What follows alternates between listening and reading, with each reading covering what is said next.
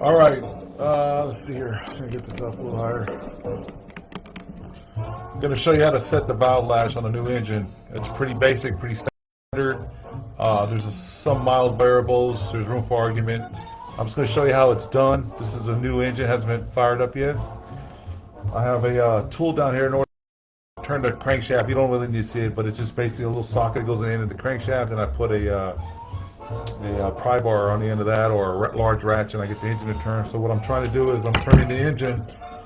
I'm doing one at a time. There's a faster way to do it. I'm just going to keep it basic so you don't get confused. And some people just want to know. Some people have a basic understanding. I'm sure there's ASC certified mechanics out there and guys that have been doing it for 100 years. I get that.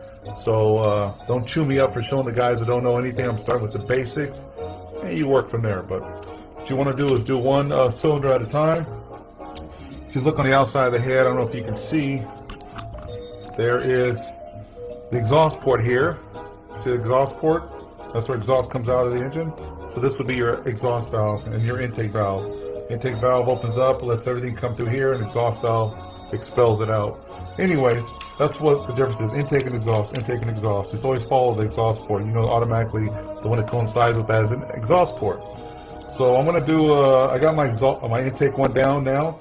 So basically what I'm going to do, I'm basically going to get a ratchet. These are lock nuts, by the way, so they don't just turn very easy, and they're kind of difficult to back off, so that's why they use lock nuts. So I'm literally just cranking this down, I'm spinning the push rod, and as soon as I feel some resistance, I'm kind of wiggling up and down, and I'm spinning freely, no resistance whatsoever.